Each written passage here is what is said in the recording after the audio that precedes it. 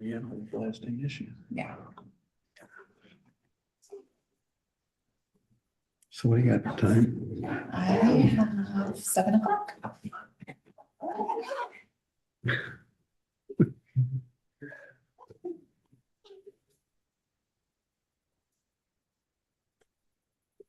Okay, I'm going to open the November 26th meeting of the Middleton Plan Commission.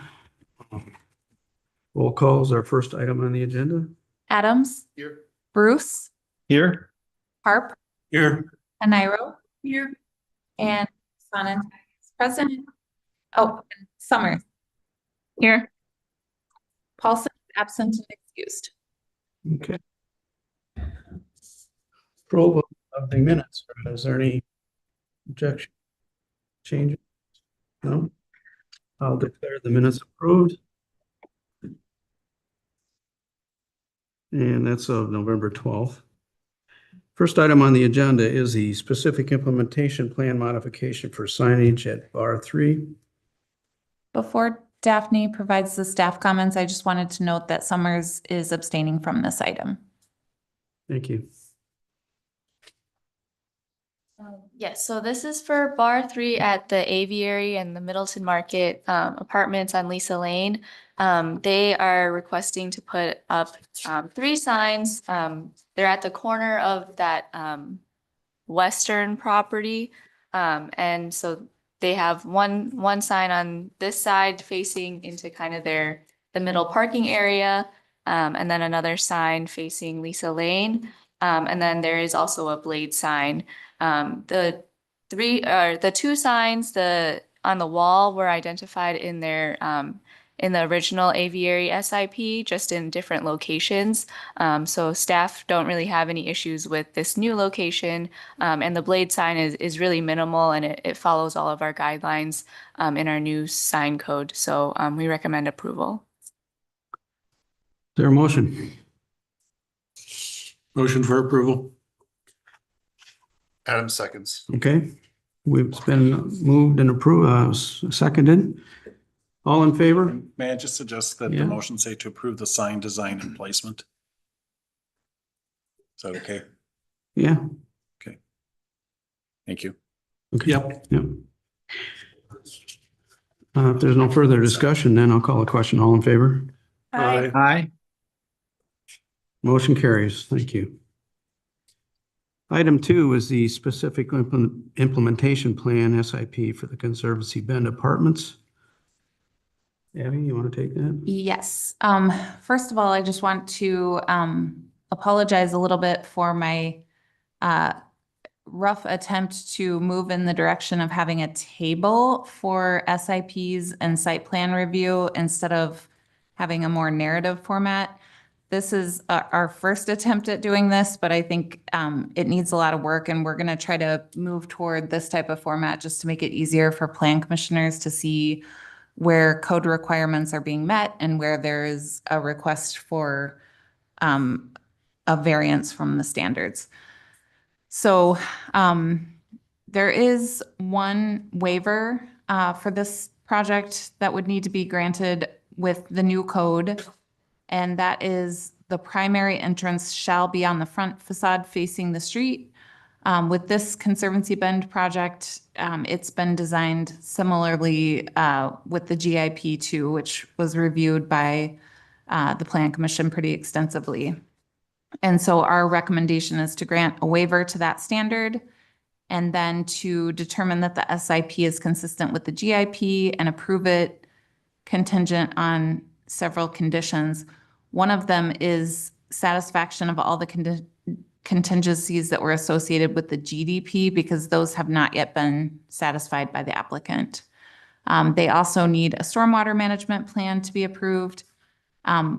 We have circulated these plans to public safety, fire, EMS, and police, but we don't have approval from all 3 departments yet.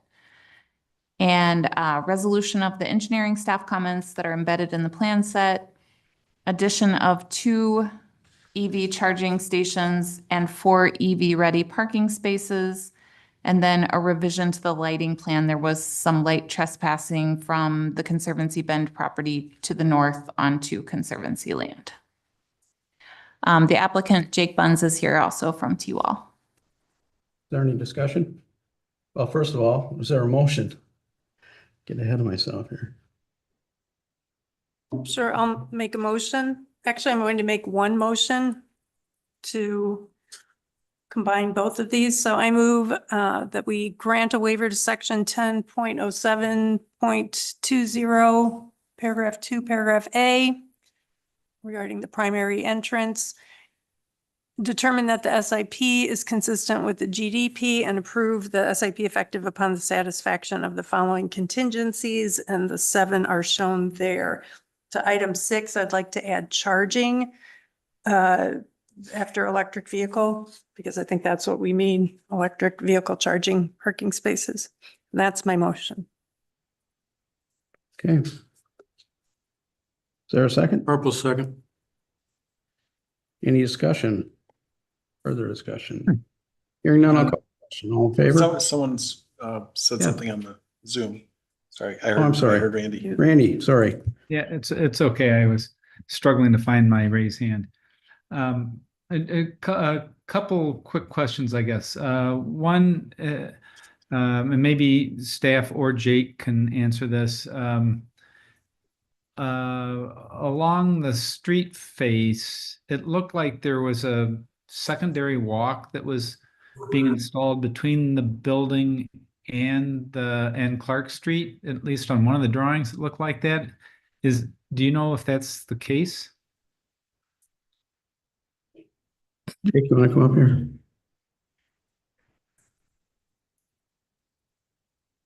Are you talking about a sidewalk, Randy? Yeah, I thought I saw somewhere about was there a parallel sidewalk that ran between the parking deck and the city sidewalk on Clark Street? Not a sidewalk, but there's some patios there that the units exit out onto. Okay, that I understood. But so we'll still have that green space between the patio slab and the city sidewalk for landscaping? Yeah, that's right. Okay.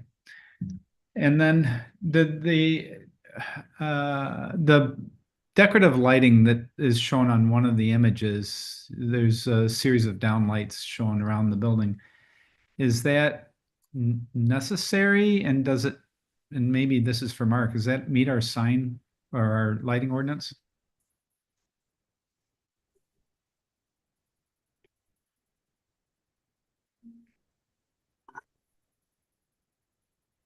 I don't know. I didn't look specifically at the lighting plan. What are you referring to, Randy? It's further down in the packet there. I think it's maybe in the lighting plan packet itself. They show an image with downlights surrounding the building. That's what I appear. There you go. It is, if you drive over there, Randy, tonight, or not tonight, but any night, we just kind of told the lighting designer to match what was on the existing Conservancy Bend building. I see. so I that's- see. that's- Okay. Okay. The same lights that are on Middleton Center too.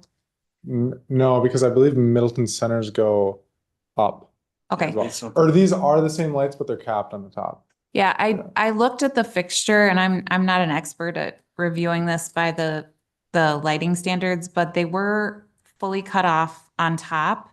And I matched the lumen count. I think it was like either 4,000 or 6,000 with the reference in the lighting ordinance, and it looked like it complied, but I wasn't sure, given that it's more decorative in nature. Yeah, I'm not good with the lighting stuff either, so.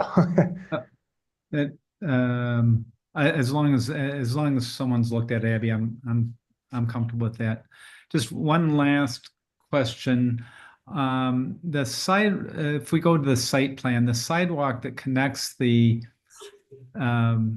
parking area to the Parmenter Street sidewalk or bike path there. That if I were to walk from Clark Street to the bike path or vice versa, It's pretty circuitous to get, you have to actually go through the outdoor, the area by the bikes and where it says outdoor terrace. Could the walk just extend parallel to the building at the front edge of the building? Yeah, there. Could we make the connection there instead? Yeah, I don't see that being a problem. That makes sense. Yeah, I think it would just make it a little bit easier to, and a more direct route. No, that's good feedback. All right, that's all I got. So you just want to move the sidewalk? Yeah, I'm just making a suggestion that the sidewalk move. Okay.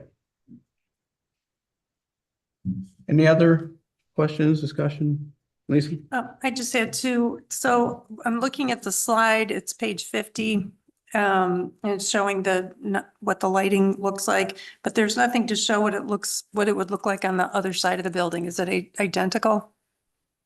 Because I'm concerned about the conservancy Yeah, side. so they only sent us the rendering, or I guess whatever you call this, from this side, not the other side. But if you go to the photometric plan, it should match the other side exactly. You'll see the mounting. Actually, go back to the rendering.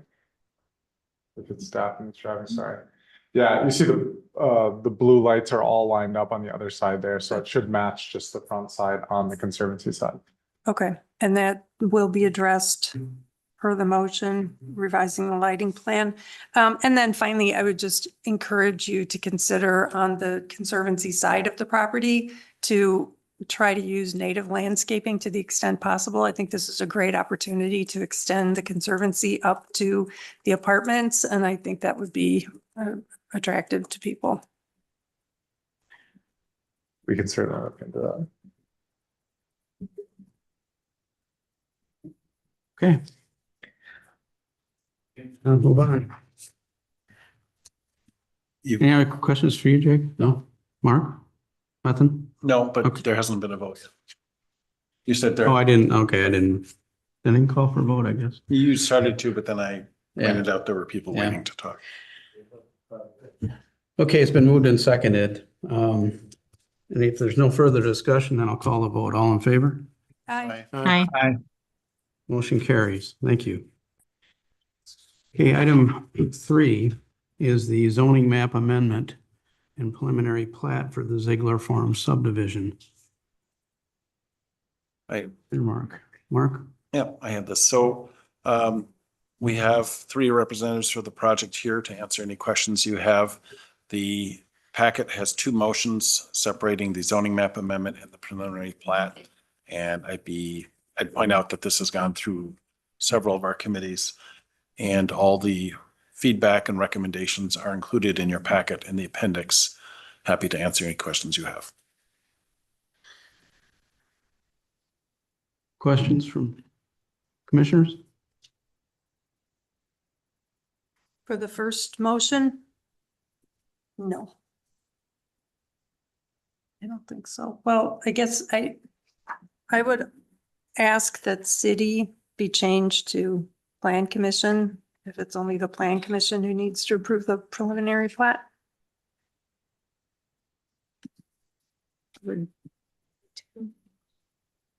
Okay, so under number 2, it'd say plan commission approval of preliminary plat for the entire property. Okay.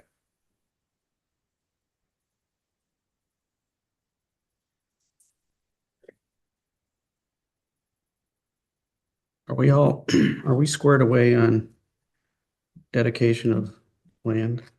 Or is that not addressed? That's the next item. That's the preliminary plat item under the second motion. And what's the recommendation from staff on that? Can we see For- the map? Yeah. So one of the, I think what you're maybe getting at, Chair Sondertag, is the 3 lots? what's going to be dedicated, if there's going to be any parkland dedicated.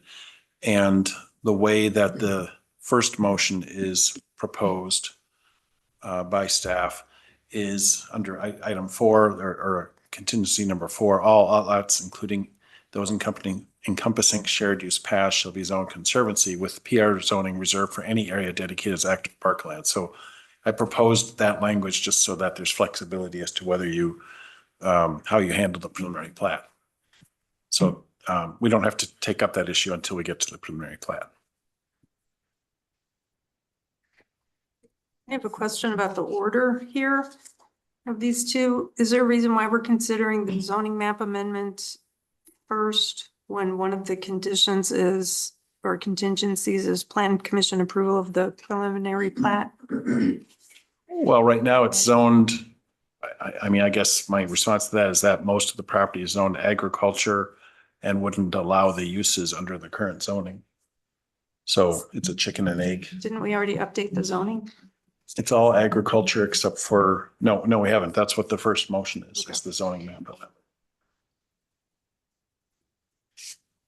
So the zoning, when you say update the zoning, Well, I just feel like why have plan commission approval of a preliminary plat for the entire property in as a contingency when our very next action will be to address the.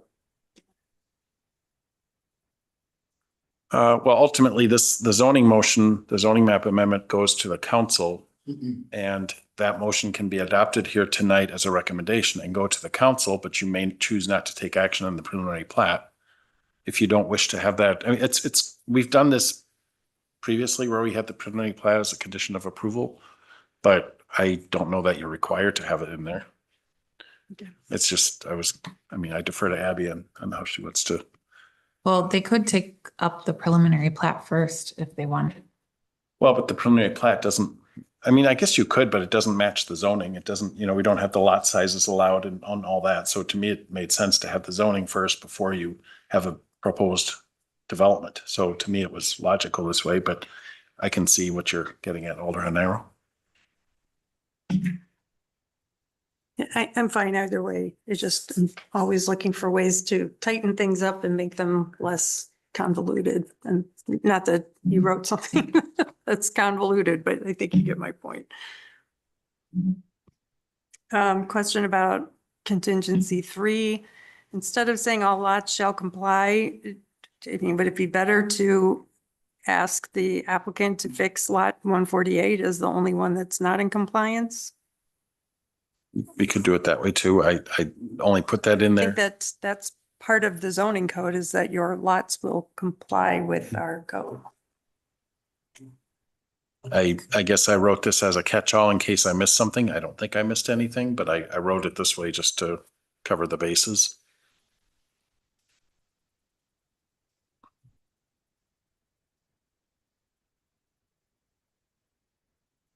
Well, This seems like a reasonable way to, Alderman Narrow, I would agree with Mark that having the language that he's written in 3 gives added safety for the city. Okay. so the motion is going to be for the zoning map amendment? Unless there's more discussion on that. I will make the motion to approve the zoning map amendment as written in the recommendations. Is there a second? Adam's a second. Okay. It's been moved and seconded. All in favor? Well, I would- Aye. before we call the question, if we could have one more bit of discussion, because I would like to amend city in item 2 to say plan commission approval, since the council doesn't need to consider it. Oh, So accept that's that as a fine. friendly amendment. I already had written it down when you mentioned it. If that's okay, just to record it that way. I'm okay with that. Okay. Thank you. So we'll go through this again. All in favor? I Aye. Nobody's opposed. Okay, motion carries for motion 1. Motion 2 is preliminary plat. Discussion on that? Could we have staff kind of help me out, explain the item number 2 a little bit more? Sure. Also, our Parks and Rec Director, Kylie Scher, is here and might even be better positioned to address this. Any questions you have, Commissioner Bruce? Yeah. The Parks Board at their meeting earlier this month, recommended that 3 lots at the corner of Ancestor Way and Misty Valley Drive be dedicated as parkland consisting of approximately a 1/4 acre. That would be in addition to, with the balance, paying fees in lieu of for the additional parkland that they would owe under our subdivision ordinance formula. Kylie, did I summarize that correctly? Okay. And the 3 lots, then can you just identify those for me, please? I believe they were on the northeast corner of that intersection. Northeast corner.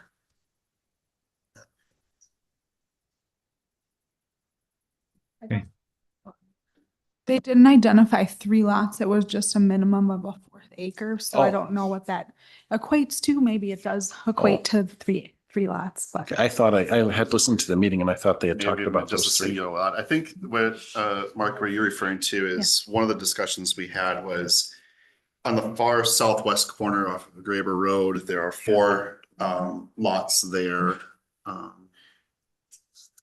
Yeah, on the north side of Graber Road, closer to the Right there. pond.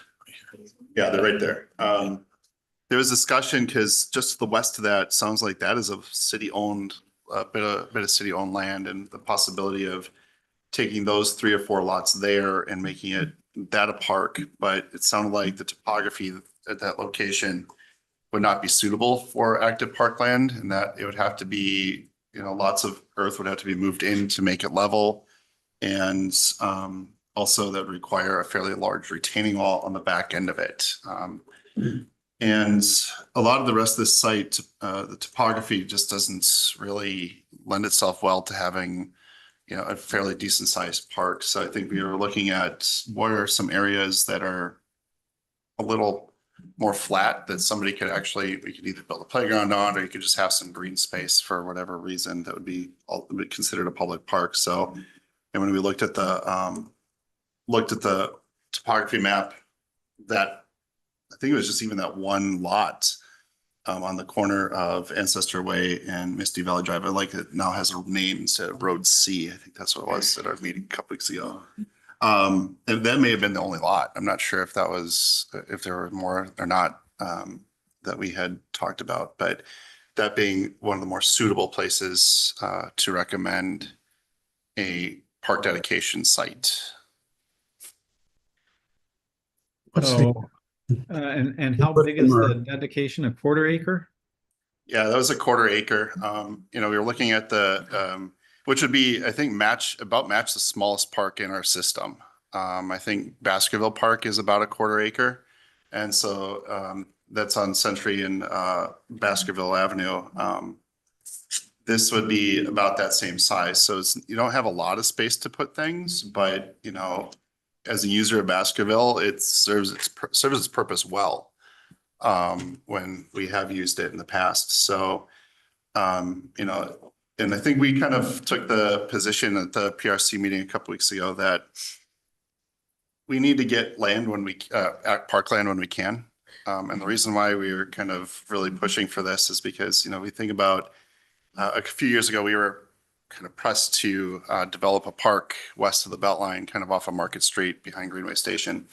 Because when that whole area was developed, no one bothered, the city didn't go in and buy park land to develop as parkland. Developers weren't donating not dedicating land for parkland. And now we have fairly high density out there and no parks. And we're like, okay, that was a missed opportunity 20, 25 years ago. Fast forward 25 years from now, would this be a missed opportunity? And I think that's, if we don't take opportunities to get parkland when we can, we might regret it 25 years from now. And think of it this way, that too, no one's going to complain that there's too many parks in the city. Maybe the city staff has to mow them, but in terms of residents, no one's going to complain there are too many parks. People will complain if there aren't enough. And I think that's like kind of the position that we were taking too. And, we're trying to stick with a 15 acres per 1,000 residents ratio. We're under that right now, I think, right, Kylie? We were a little bit under that. Yeah, the ratio in our court plan is 15 per 1,000 residents based off of the population for this year and the current park acreage. We are short 48.92 acres in the community. The NRPA standard recommendations are a little bit lower than that, but the adopted court plan has the 15 per 1,000. So. Okay. Brian, did you have a comment? Yeah, if it would be appropriate, would it be possible to share our screen, just go through a quick presentation Sure. on the proposal, just to kind of offer some additional information. Okay. Right? You.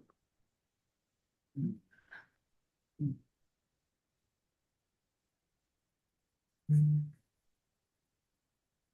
see here. No, I can't find my screen. Excuse me for just a second while I get this pulled up. Okay.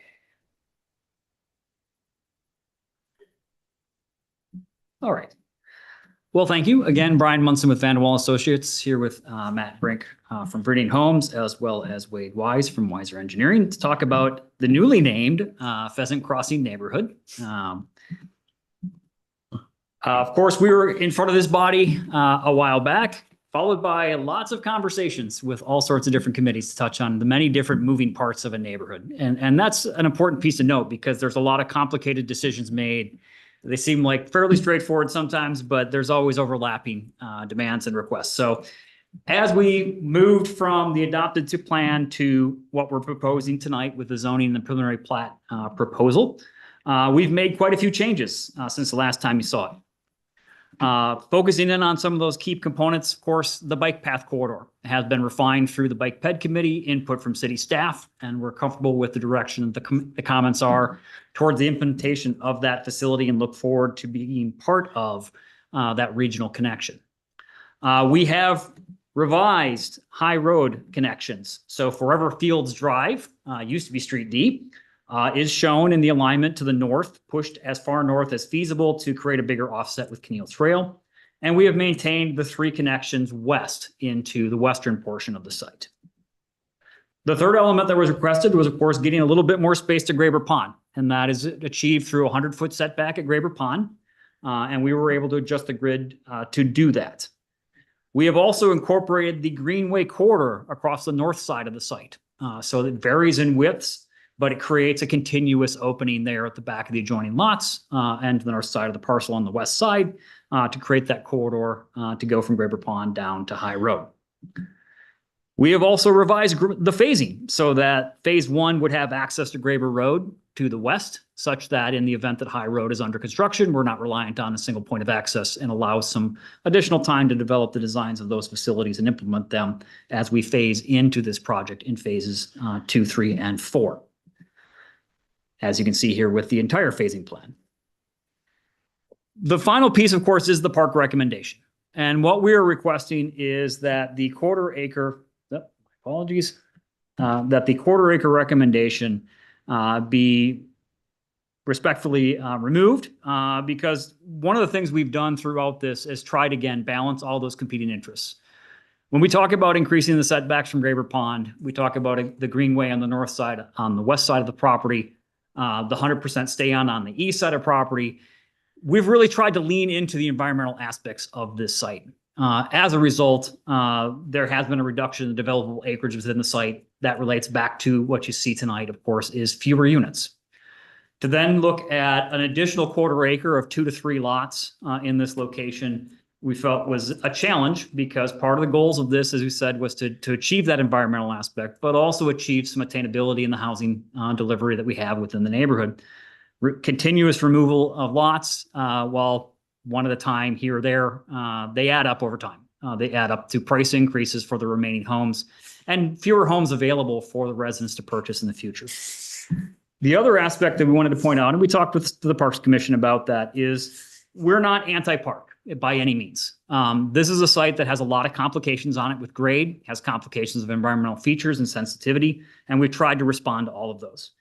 It's also a site that is well served by parks.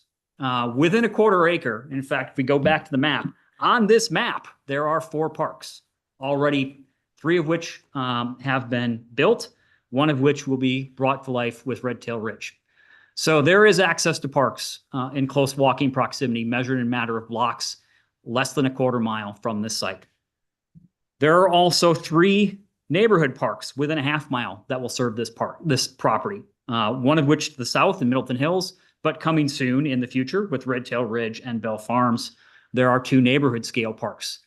These are parks that will offer residents of this neighborhood and the surrounding community access to active recreation, passive recreation, as well as playgrounds and other facilities.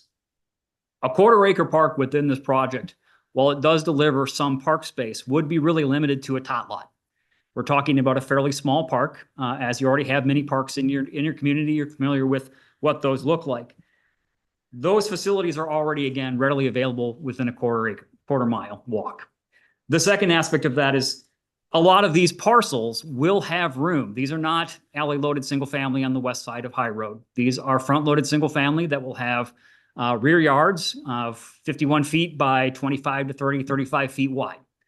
So there will be room on each individual parcel. And we do see in a lot of our front-loaded conventional single-family neighborhoods, in essence, private tot lots, playgrounds, jungle gyms, trampolines, sandboxes, everything that happens in a micro park will already be present significantly throughout this neighborhood.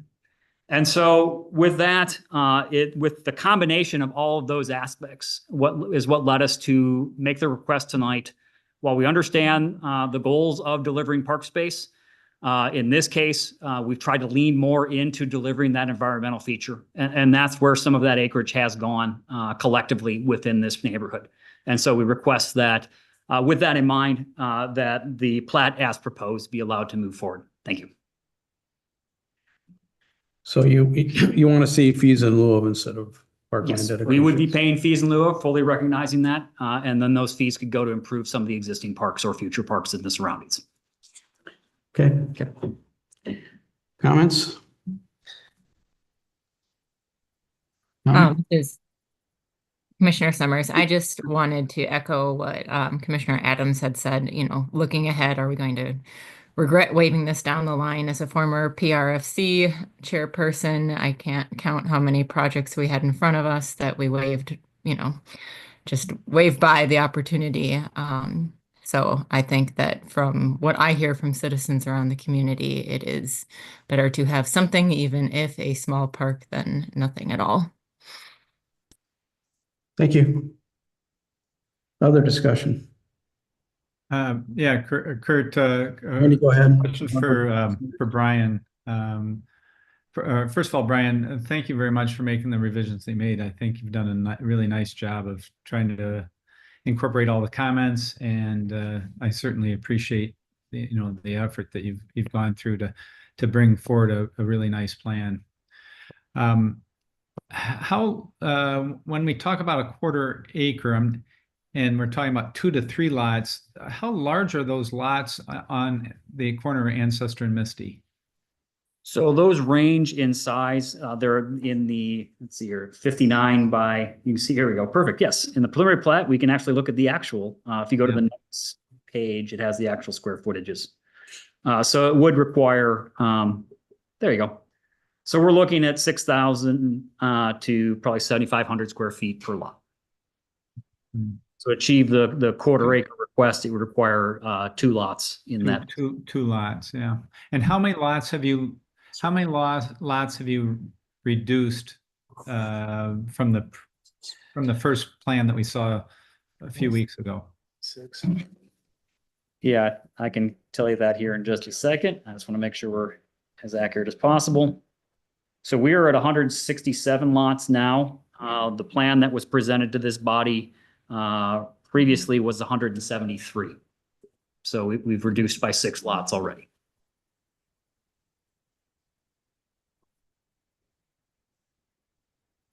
Is that it, Randy? Yeah, I'm struggling. I totally understand where the Parks Commission is going to try to incorporate a smaller park here. And in my neighborhood, we have a park that acts just like that. It's used quite a bit. People do use it or meet other, take children or grandchildren, meet other children there. It's a little bit, has a little bit different function than a backyard play area. It's also kind of a community space. And so I'm conflicted here. The applicant's done quite a bit to try to deliver a good proposal to us. But I'm not 100% sure where I stand yet on the park dedication issue yet. How do the other commissioners feel? Lisa, you're next. Yes, thank you, Commissioner Bruce. I feel very much like you do. I greatly appreciate that you all went to so many meetings and spoke to various committees. I hope we'll talk about some of the comments other committees submitted. And I really appreciate that you changed the design to include the greenway that people were requesting on the northern end of the western portion. And I love that there's so much conservancy land. You followed through on a lot of the things that we requested. And I appreciate that. And I know it's at the expense of 6 lots already.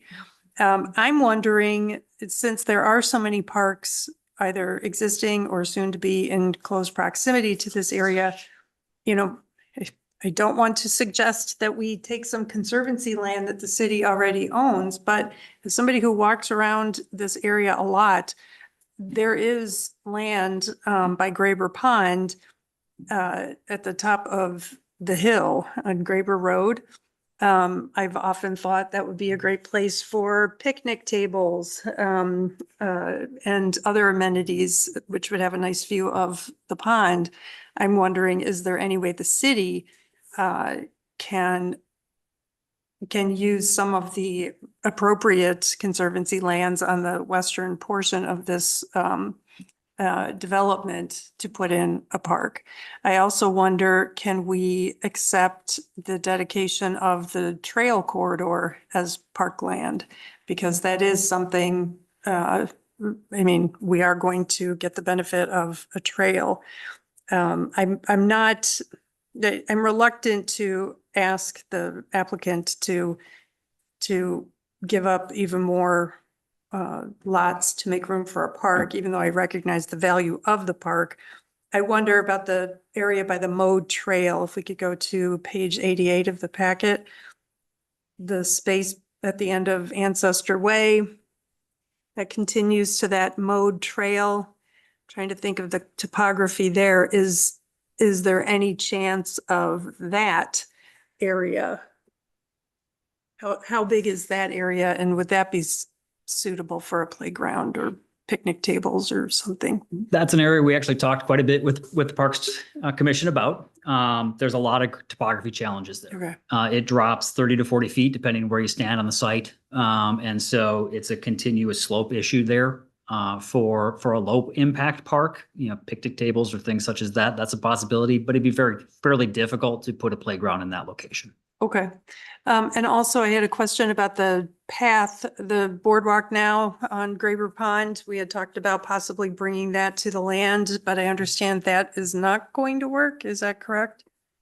Our understanding was that, there was a discussion about connecting from the path at Graber Pond up to Misty Valley, and that has the same issue in terms of grade transitions. We're not able to deliver a paved path up that slope and meet ADA. The compromise was to have the grass connection mode path, walking path through the stormwater facility down kind of parallel to the slope and try to get down there with a footpath. We are proposing that would be all conservancy land zoning. There's some challenges of the purchase agreement that we have to still navigate. Whereas some of the conservancy lands could be retained by the purchaser, by the current owners. But at this stage, there's not been a discussion about locating that path adjacent to the wetlands. Okay. And is a mode trail ADA compliant? No. Okay. So neither option would be ADA compliant. Why would we go with one over the other? Am I misunderstanding something? A couple things just to create some connectivity options for folks. The thought here was being kind of low impact with a mode trail through the conservancy areas, an opportunity to kind of get into that space and activate it as a connection down to the existing bike path. But the challenges are that we come up from the stormwater management basin up to Misty Valley adjacent to those lots. If you think of all the lots backing towards Graber Pond, they're all going to have walkouts, garage, lower level walkouts because of the grade. We then have to span that grade with a path, which makes it greater than the 8% allowance, quite a bit more because we have to come up about 10 feet over the course of those lots. And that eliminates the ability to have that be ADA compliant. All right, well, that's too bad. I was hoping to get the boardwalk replaced by a nice path all the way around. But, maybe I misunderstood Brian. But Brian, we had talked about moving the path eastward, east of the wetland, what's designated as wetlands on this drawing. But that you're saying is not possible? That isn't included in the proposal right now. To go adjacent to the wetlands, parallel to grade, is probably more feasible than coming up to Misty Valley. But wasn't where we landed with discussion with staff at this stage. Okay. That could be a future implementation on behalf of the city. Yeah. I'd like to add, as having been chairman of the Parks Commission for a lot of years, we did work a lot back then on locating parks, and that's where a lot of the neighborhood parks came from, was out of that era. I'm kind of torn, like Randy and Lisa. Frankly, I think we ought to let you do fees in lieu of, instead of dedicating any of these lots, because there's so much. There's a pretty large park over across the street in Misty Valley. What is it now? Not Misty Valley. Middleton Ridge. Middleton Ridge, yeah. Right on the main highway there, or the main road. And as you pointed out, there's parks nearby. So I think not having one in this particular subdivision would be fine. So that's my 2 cents. I was just wondering, Kurt, whether we could explore the possibility of just a smaller park. That corner that's been identified makes a lot of sense, but does it even need to be a quarter acre to be practical? And I'll refer that to people that are on the Parks Commission that knows more about it than I do. What about that odd-shaped triangular lot on Graber, south side of Graber? I'm looking at page 88. Lot 65. Yeah.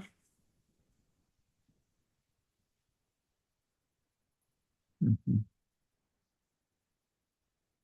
Graber will probably have a little bit more traffic on it than Ancestor Way, Roadway C. But I wondered that as well. Yeah, I'm just thinking if that's I don't know if that's a prime lot for a view of the pond, or if it's going to be an odd configuration to put a house on there. I have no sense of. Mhm. I would point out, if I may, Yeah. I would point out the quarter acre, or the quarter mile, excuse me, distance was based on a concentric ring. It's not following the street network either. So, I mean, that is, you know what I mean? So if you go back to the circle, to get to the park to the south, you would have to go west on Graber Road, then south on, is it Lynn Street? Yeah. Can't remember the name of it. So, it's not a quarter mile it's a quarter mile as the crow flies, or as the pheasant flies, I suppose, or pheasants don't. But it's not exactly a quarter of a mile. I would also ask, I guess, I mean, the lots that are on the west side of High Road, the original plat submittal showed 83 lots, and now you're at 84 lots west of High Road. Is that not the case? Yes.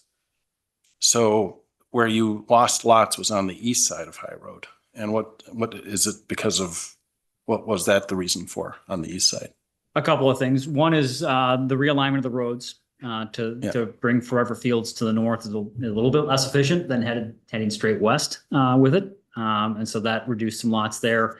The creation of the 90-degree bend intersection at Bumblebee and Forever Fields on the east side created some opportunities for some slightly larger lots. And again, it's not just the lots, the number of lots always that equates out. It's trying to make sure we're bridging the market and the demand. Yeah. And so with this neighborhood, we're trying to deliver the full range of housing choices from the alley loaded lots all the way up to some of the larger single family. And that all factors in. So it's a net reduction of 6, but it is a different economic delivery point as well. But that's a choice. It wasn't just because you made physical changes. Yes. So that's the point I was trying to make. Yeah. Fair. That's fair enough. Well, I would, I would like to try to incorporate Parks's comments, but I think we should maybe give the applicant a little bit of flexibility to try to meet that requirement. I think there's a way to do it where they would only lose maybe one lot, and and have that lot be workable. I don't know that they necessarily need to come back to Plan Commission, but could maybe work that out with staff. I don't know. What do others think? They're kind of running out of space to do anything besides using a lot. Yeah. I think they're going to lose. I think they're going to lose a lot. Yeah, I do think they're going to lose a lot, but I don't think they have to lose 2. I wouldn't want them to, I guess. And where most of their is the majority of the parkland requirement being met by fee and lieu. Yes. So I mean, I think having some minimal park requirement doesn't seem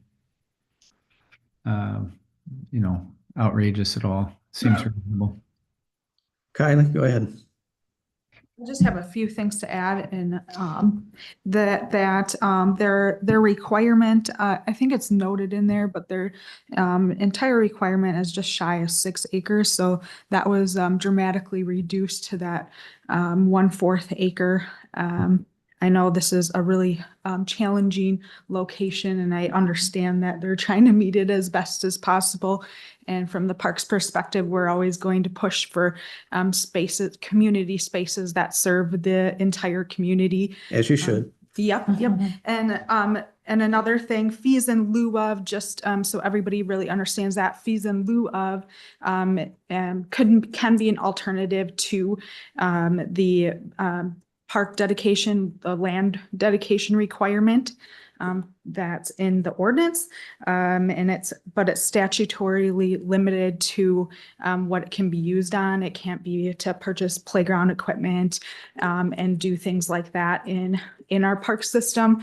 The fees in lieu of are to purchase land and also site prep for park land. So it could be used for site prep for park land, but that's determined kind of with the city attorney on how far the fees in lieu can be stretched per project. And then also just for the parks that are in this area for what it serves. I think it's more than that walkability with that circle chart. That is definitely something that we utilize in our court plan, and they presented it very well to you guys. Some limitations when they talk about walkability and the standards with the National Park and Rec are if there's any roads, major roads that would divide that. So like High Road would be something that kind of breaks that up. It still shows what the walkability is within 1/4 mile. But just so you guys know in the future, if things come up, that major roads do dissect that walkability. And then when they talk about walkability and the standards for that, what is in those parks that you're walking to. So if you walk all the way there and it only has a playground that services 2 to 5-year-olds, it's not necessarily walkable recreation for the neighborhood that serves the entire neighborhood. So you have to have infrastructure if somebody walks there for all ages, really to service the neighborhood. You should have recreational opportunities for all of that, or all ages when you get there, if that makes sense. Thank you. Can I ask about traffic on Bellefontaine Boulevard versus Graber Road? Are they comparable, would you say, once Graber goes through? I would say Bellefontaine will carry more. Because the We have- Middleton Ridge Park is Right. right on, Right, it's fair. Didn't we? so that's why I'm still looking at that quarter, that triangular lot. But I think I'm leaning towards Commissioner Bruce's idea of giving the developer some flexibility to figure out where best to dedicate a small space for a mini park. That triangular piece you were talking about was over 1/4 acre. I think that was 0.29 acres. At least it looked like that on the plat. If that location makes sense, that's, that's but I guess I'd want the developer, they've got some economic issues they've got to balance as well. But that one does seem to fit the size need. And Well, comments from, yeah, if I may, I think I'll just put maybe one more final point on this. Veridian's objective is naturally to meet all of the requests that we can from the various committees. And I think we've all recognized the extent that we've gone to. And Veridian's history, parks is one of the pillars that we strive to attain. Some of our neighborhoods have really multi-million-dollar parks when everything's all added in at the end of the day. And from the beginning of this plan, we knew this would be an issue, and we've really looked at this. And if we could put a park in, it really would be one of the first things that we would bring to you. And we'd get into the weeds and talk about how we'd want to freeze our impact fees and then put it in first so we can really get it in there for our residents. It's an amenity, and we all know the value of parks. We really believe that putting a park in here, yes, we might be able to find the land for it. We just feel that it's not the type of park that Veridian would typically put in. We feel it's going to almost look like an afterthought. And putting it down here on Graber versus the other selection, yeah, I think that'd be, a 1A for us. But my ask is, again, looking at the, concessions, for lack of a better word, that we've been able to put into this plan. Brian referenced some of the acreage that we've lost in our effort to meet those requests. At some point, there's kind of can't make this fit anymore, and we feel we're there. Naturally, if we're directed to find another 1/4 acre, we'll do everything we can. We'll get the best product that we can. But we are, as we stated, happy to pay the fee in lieu. We hope that's seen as a benefit to the city, and those dollars can be used appropriately. We're just, from our perspective, kind of at the point where we've kind of given as much as we can, and we hope that, as Brian said, we can respectfully remove this request and allow the plat as proposed to move forward. So again, thank you for everyone's input and consideration. Thank you. Anybody else? One more thing that I will just point out, as a former Parks member with the fees in lieu is that, yes, it goes to the city, but it doesn't really allow the city to buy land because there is no more land to buy and dedicate for parks. So as Plan Commission and other committees and commissions have to identify, these are the opportunities we have to make sure that we're servicing these communities with a park, even if it is a very small one. Kylie, what's your fees in lieu of balance right now? Don't have it? Or approximately?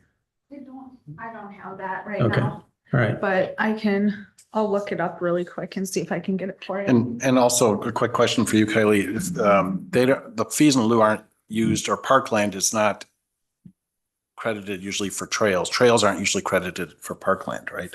No, I didn't think so. That was a comment made earlier. Okay.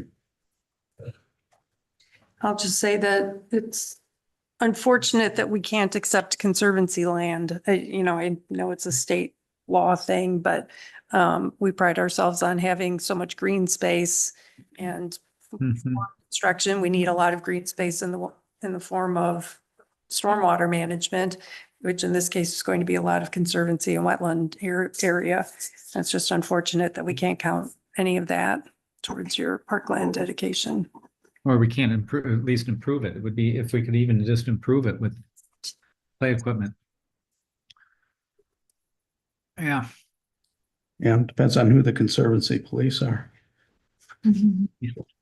Well, I mean, I feel strongly that conservancy lands are as important as parkland. There. I think that's why I'm trying to get the path onto the land, because I think having that pathway all the way around Graber instead of having to maintain a boardwalk would be wonderful.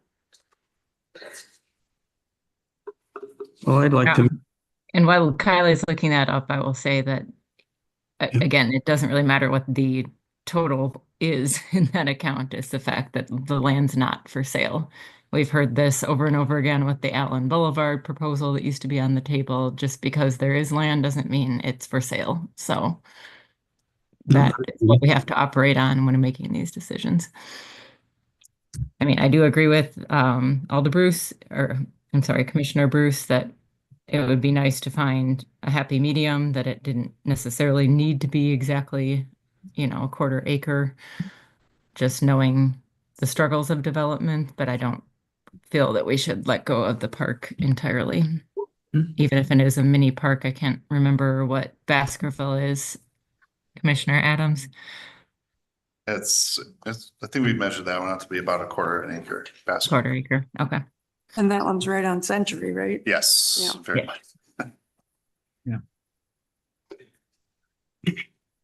I'd like to move that we accept the preliminary plat recommendations except for item 2, which I would like to say should be fees in lieu of instead of a dedicated 1/4 acre. All other items accepted. So that's the motion. Is there a second?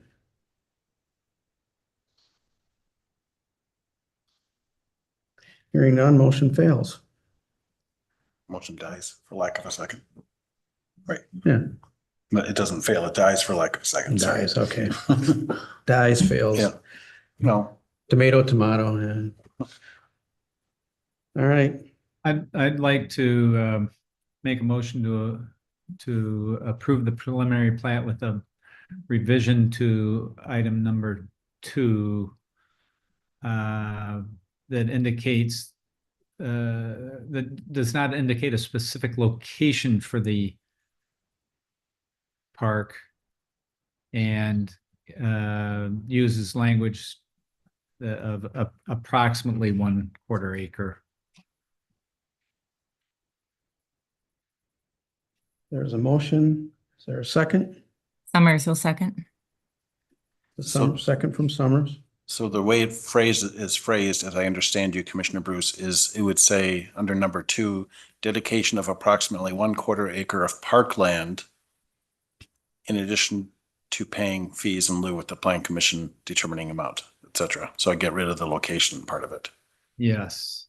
Although I do want staff to weigh in on that location. I mean, I think it's in there, it's in the applicant's interest to have it well located as well, but I just would like to have staff have the review, not have it without staff approval.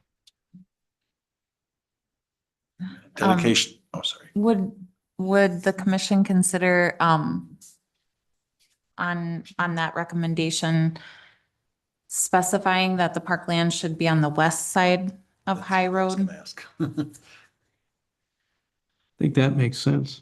I was gonna Just from start a too, Abby. Dedication kids of crossing roads. dedication approximately 1 acre of parkland on the west.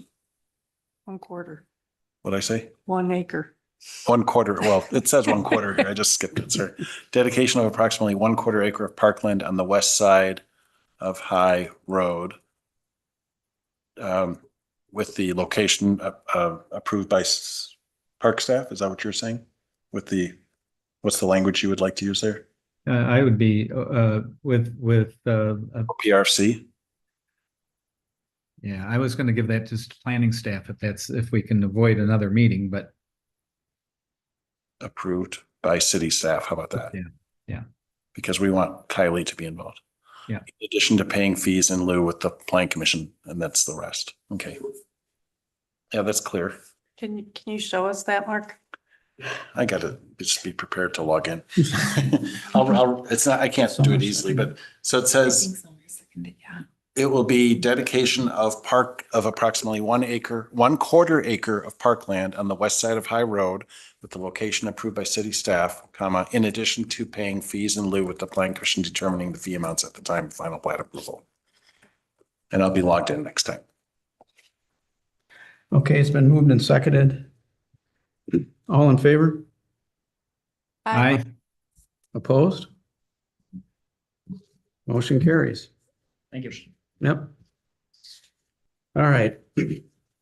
thank you, Brian. Yeah. All right, let's move on to item 4, the potential revisions to chapter 33 of the outdoor lighting code. Mark? Yeah, thank you. Chair Sonnesheim. So we've had a couple of issues come up in the last few weeks. Specific, and I highlighted them in the memo here, the 2 bullets. Essentially, what we've learned is that our lumen standard, which is a maximum of 4,000 lumens per fixture, is essentially restrictive in various situations that involve like a large parking lot, for example. The Dark Sky International organization in recent weeks, I mean, literally last month, published a new ordinance template that they are promoting for municipalities across the country. And that ordinance template, I had a chance to review it Friday and Monday, well, going through today, actually. And I had a couple of questions. Daphne helped me with something about it today, too. And I talked to someone who deals with a lot of lighting ordinances. And from what I understand, even that template would allow a fixture that's greater than 4,000 lumens, as long as the fixture meets certain standards for which are in the beginning of the ordinance, the model ordinance. So what I'm saying is our ordinance is a bit restrictive with lumen output. The other issue is that the first bullet is kind of related to that. There's some potential discrepancy between 2 sections of the ordinance. So what I have thought would be useful is this new ordinance, if you would like to give us your blessing to explore the new lighting ordinance, that the model ordinance that was drafted. I think we can adapt to that very easily. It's a standard that has been well vetted, as I understand. There's communities that have led the way with this in other parts of the country. Tucson, for example, has done this, and there's various other communities. And what I would also propose is that we incorporate some of our design standards that are missing from the model ordinance, especially as it relates to, matching fixtures and et cetera, design standards with incorporating those standards into the ordinance as well. I think that was and the example I was going to cite about the lumens, the reason why this is a problem is that capping lumens at 4,000 has resulted in one applicant, instead of doing what they normally would do for 40 stall parking lot of having 2 light fixtures, which would be their normal approach in other communities, they would have to have 9 light fixtures. So that's an increase of 7, and it would increase their project cost by approximately $49,000 just for lighting fixtures. And they would still end up with a dark area in a parking lot because the lumens at that point are not providing enough coverage. So they have to have more fixtures. The comparison is if you were to take your living room or your kitchen and say, I want to reduce the light fixture from 60 watts down to 25, and you're going to need more light fixtures, more light bulbs. So that's the analogy I would make. So I apologize that this was something that is embedded in our code, that I'll take responsibility for that, obviously. I tried retracing how we got to that point, and it's a little bit muddled, but the intent was to incorporate dark sky features in our new code, and capping the light source to 4,000 lumens just appears to be overly restrictive. The recommendation was to provide staff guidance. It sounded like you were providing guidance to us, which is good. Well, to give you some background, I hate to, it's hard to say as staff that, hey, we spent, we adopted a new code, and now, I'm not saying we should throw it out, but this code, the genesis of it is our old code, which I had worked on 15 years ago. We adapted it to try and incorporate new features. So it wasn't really, it's unique to Middleton. It's not based on a template. Let me ask this. Yeah. Is the current code okay? Frankly, it's more complicated than the dark sky code is. But we don't have any issues with development or anything. We do. The examples I just cited where there's a project that's going to be coming before the city soon, where they can't, they would normally have 2 fixtures, but instead they need to have 9 to meet their lighting needs. Okay. Mark, I'm showing the email you sent. Oh yeah, there we go. So this is, let's use this as an example. So. All right, so you have to do an exception to that? I was saying, how do we create a bridge from what you have now to what you're suggesting? I'm sorry, I didn't. What's the understand bridge? question. I mean, What's the bridge? Well, I mean, we could, we could tinker with the lighting code, with our current lighting code. I mean, we could, I'm not sure what the easiest fix would be, to be honest. With the table that we have in the 4,000 lumens, it's kind of hard to, it really should be based on what's the measurement at the ground and at the property lines and things like that. And we do have those components in our code. So what we really would need to do, I guess, is get rid of the maximum lumens would be a simple fix. But I also found that instead of allowing up to 4,000 K, for coordinated color or a correlated color, instead of 4,000, the dark sky recommends 3,000 because that gets rid of the blue light, and blue light is the thing that causes sky glow. So I thought 4,000 was already reasonable, but the new standard is 3,000, which the lighting professional we talked to today said also is reasonable from their standpoint. So there's a couple tweaks at a minimum that we would want to make. And but the simplicity of the model ordinance is very appealing.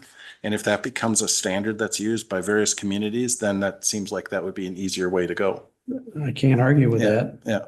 So you got to come back to us with something. Well, I didn't want to invest the time if there wasn't interest in doing it. And obviously Abby and I haven't talked about this at length either. So, I wanted to see what the thoughts of the commission were. Other commissioners? I wonder how you propose to resolve the conflict between section 3305(1)(f) and 3305(2)(b)? Because I'm not against the idea of adopting the dark sky template. I think that makes sense. But it seems to me that will take more time. And it sounds like you have a couple of instances where we need to do something, either issue a waiver of the 4,000 lumens requirement or clean up this contradiction. I think so you're referencing that first bullet point 33051F. And I think that one was specifically for like freestanding fixtures. And then we found that section 33052 is more just general light fixtures. And so, that can be like on building lighting. It can be like kind of ground, like those low, like pedestrian lighting. And so we found that there is a way around it, where it can make sense to have still an average of 2.5 foot candles, but it's just that the freestanding fixtures can't be over 1 foot candle, if that makes any sense. So there is a way around it, but I do agree. Mark and I looked at that dark sky model ordinance, and it's just way simpler. It doesn't go into as much detail as this, but it still accomplishes, the dark sky that we wanted to build into our ordinance. So yeah. Randy? Does the model ordinance limit light levels at the surface? Yes, especially at the property line. There's language that we have scattered in ours. Can you? Yeah, I assume you're going there. So the way the ordinance is drafted, the model is there's general light standards at the beginning, similar to our ordinance. And then there's the subsequent sections deal with some exceptions to those standards. Daphne's almost there. Go up again. So here are the general requirements, and B is actually what I really struggled with understanding, and now it's crystal clear to me because I read a word wrong, and that's why I couldn't understand it at first. But 2(1)B is unless otherwise specified in this ordinance, lighting installed for an outdoor use shall not exceed 25% more than the light level. I didn't read the word more when I first read this, and so I thought the dark sky was basically saying take 25% of the ANSI IES lighting standard. And it wasn't until a day later that I realized I had missed the word more. So essentially what they're doing is referencing this professional, this trade group or whatever they are. There's an example, and saying, okay, here are these standards that everybody is familiar with across the country, just lighting designers, I should say, and taking these standards and saying you can't exceed more than 25% of this for your fixture. So this means any lighting professional can consult a table like this. Can you go back to that? And then to get at your point, so then scroll down to the next page, please. So the part that also tripped me up, and Daphne, I think it took us a while to figure this out, but 2(3)A is written that you have to comply with 2(3)B, this previous section we just talked about. And here it mentions you can't have lumens greater than 3,000, a light fixture greater than 3,000 lumens. But what it's really saying is that you can have light fixtures well over 3,000 lumens as long as you meet the original standard that was the previous standard we referenced. So that completely solves the problem we have with this applicant who is used to putting up 15 to 20,000 lumen light sources. And so that 15 to 20,000 lumens is regulated by other parts of this ordinance if you go up to distribution. So here's where it gets into how the light's distributing, very simply stating if it's emitting more than 1,000 lumens, it shall be fully shielded and shall emit no more than 5% output above 80 degrees. I think our code, the way it was written was, if I remember right, was it at 90? I don't remember the specific on that one now. And then trespass, number D or letter D is especially important. So you can't be visible from off the property. From residential, it's no greater than 1 lux, which equates to, I did that calculation today. Except I didn't.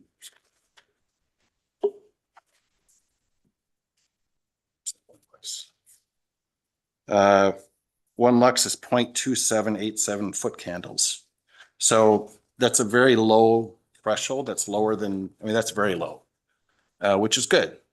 So to answer your question, Commissioner Bruce, in a roundabout way, yes, there are standards on the ground and, at lot lines specifically.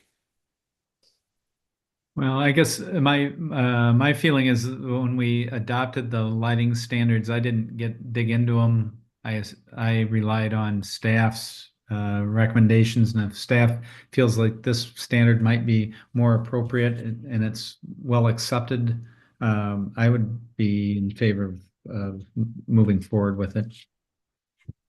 What I would like to do is talk with a couple other professionals to make sure that this, I assume that this model ordinance is well vetted by the Dark Sky organization. They wouldn't want to publish something if that was if that glitched like our ordinance does. So, but I do want to, and Daphne, actually, I appreciate her help today. She looked up a couple examples of other codes of other projects we had to see what the output was. And so I think we can make this work well with the new code. I mean, with the model language. I just, it's something that I would want to carve out some time to, and because it's a template, it wouldn't take too much time to apply. In fact, they gave it to me in a Word doc, so I can, don't even have to type it. So we want to do some checking on a few more things before we go that route, but I wanted to see if the will of the commission was to go that route. I like it. Yeah, me too. So you've got our go ahead. We don't need a vote on that. No, I just wanted to gauge the temperature of the commission. Okay. Is there any other issues for anybody? No? Not on the code. I just had a question about our December. So December 24th is our second December meeting. I assume we won't have that. We will not. But does that mean we're going to have a longer agenda on the 12th? On the 10th, let me look at the agenda. I think it's already set. It's not that bad. Okay, just checking. It's not a very long, I mean, I don't think it's a very. Decembers tend to not be very long. Thank God. Okay. Are you requesting a longer agenda? Because we can. No, just trying to plan ahead. Got a lot of shopping to do. I'm going to be absent. Okay. You're going to be absent. I'm kidding. I'm going to declare the meeting closed and she can get you more information. Thanks.